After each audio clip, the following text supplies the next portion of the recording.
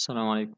معكم أحمد طه. إن شاء الله هنتكلم في درس النهاردة عن كيفية فتح حساب في بنك بايونير. ناس كتير طلبت بايونير وبايسيرا في الفترة الأخيرة بعد مشكلة السحب من البيبال، فالنهاردة إن شاء الله هنشرح بايونير كأحد طرق السحب من البيبال من ضمن 6 طرق للسحب. هنسيب رابط مقالة 6 طرق إن شاء الله في الوصف، وفي سلسلة شروحات اتعملت عن بايونير، مقالة عن كيفية الربط مع البيبال عشان تقدر تسحب من خلالها. اتعمل مقالة أيضا عن مقارنة ما بين بايونير وبايسيرا ومصاريف كل بنك فيهم وأيهما أفضل. في البداية عشان تفتح حساب في بنك بايونير لازم يكون معاك حساب بنكي محلي، ده عشان تقدر تفتح حساب بشكل صحيح بدون أي مشاكل، وما يطلبش منك بعد كده تقديم كشف حساب بنكي أو إثبات هوية أو الكلام ده. لأن في بعض القنوات، في ناس بتيجي تقولي في قنوات كتير بتقول إن احنا نكتب أي بيانات وهمية أو أي رقم حساب وخلاص، المهم إن احنا نعدي خطوة التسجيل. الكلام ده أنا ماليش أي علاقة بيه.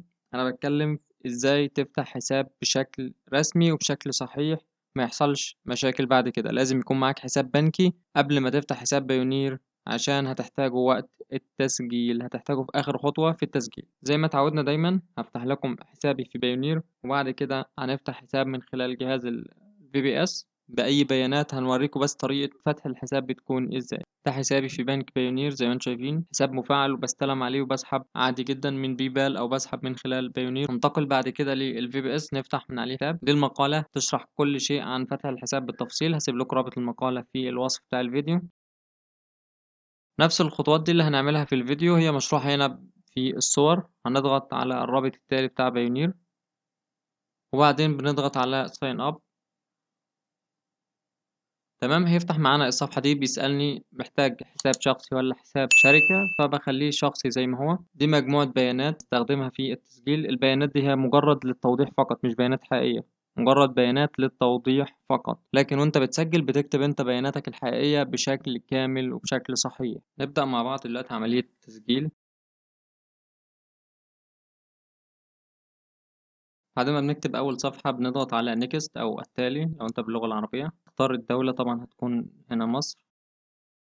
هي بتكون متحددة طبعا، بتحدد من خلال الاي بي، فهي هتلاقيها لوحدها مصر. بعد كده عاوزين العنوان، ده العنوان.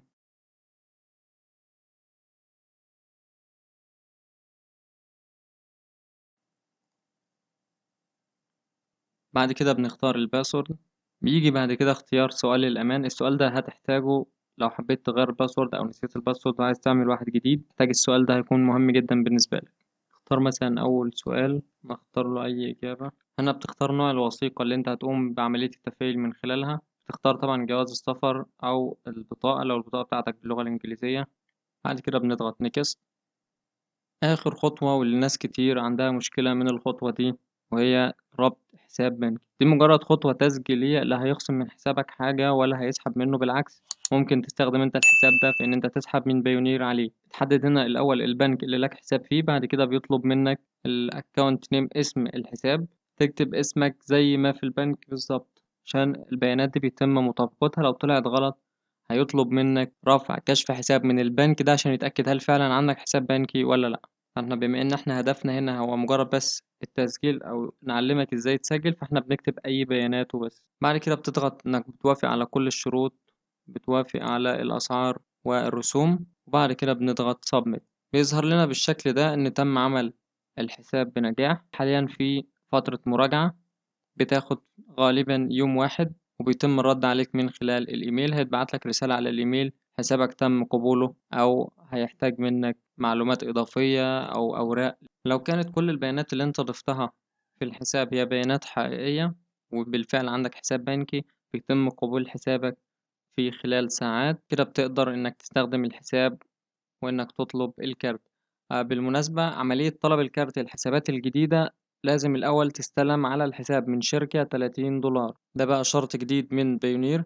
عشان تقدر تطلب الكارت لازم الأول تستلم من شركة 30 دولار، سواء شركة أمريكية أو شركة أوروبية، عشان يتأكد من مدى جديتك فعلا في إن أنت محتاج الحساب عشان تسحب عليه من الشركات أو من الشغل الأونلاين بتاعك.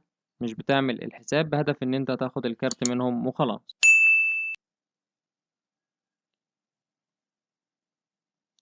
زي ما احنا شايفين وصلنا رسالة من بايونير بتقول إن الحساب تحت المراجعة. ممكن يستغرق الأمر أقصى حاجة 3 أيام عمل. هو في الغالب بياخد يوم واحد بس، وبيتم الرد لو كل البيانات دي صحيحة مفيش فيها أي مشكلة.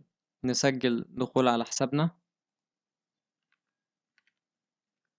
زي ما احنا شايفين بعد ما بتفتح حسابك بيجيلك إنك تختار الأسئلة الأمنية. بتعمل الأسئلة دي والإجابات، ولازم طبعا تحتفظ بيهم في مكان قدامك بحيث لو احتجتهم في أي وقت. دول بتحتاجهم كتير في حالة إنك نسيت البيانات بتاعة الحساب. ممكن في بداية استخدامك للحساب أول ما تحب تبعت بيطلب منك إجابة بعض الأسئلة من دي. عملنا سؤال في الأول ودول سؤالين تانيين، يبقى أنت معاك 3 أسئلة لهم 3 إجابات. في حالة إنك جيت تبعت أول مرة أو تسحب أو كده ممكن يطلب منك إجابة سؤالين منهم عشان يتأكد إنك صاحب الحساب بالفعل، فلذلك لازم نحافظ على الأسئلة الأمنية بإجاباتها في مكان نقدر نوصل لهم، سواء بقى ترفعهم أونلاين، تكتبهم في ورقة وتحتفظ بها، شوف المناسب بالنسبة لك إيه. بعد كده بنضغط submit. ده بيكون شكل الحساب معانا من الداخل أول ما بنفتح، فبيكون ظاهر حاجة واحدة بس اللي هي المعاملات. بعد ما فتحت الحساب واخترت الأسئلة الأمنية بتنتظر رسالة القبول من بايونير. وبعد كده هنكمل باقي الخطوات في ازاي ترفع لهم جواز السفر وازاي تقوم بعملية تفعيل حسابك بشكل كامل عشان تقدر تستخدمه. الفيديو القادم ان شاء الله هيكون عن كيفية ربط حسابك في بايونير مع البيبال والسحب من بيبال عليه. اي اسئلة او استفسارات سيب تعليق تحت اسفل الفيديو او تواصل معنا من خلال صفحة الفيسبوك على صفحة وسطنا. تواصل معنا من خلال صفحة وسطنا برضه. ده كان درس النهاردة وشرح النهاردة. شكرا جزيلا لكم والسلام عليكم ورحمة الله وبركاته.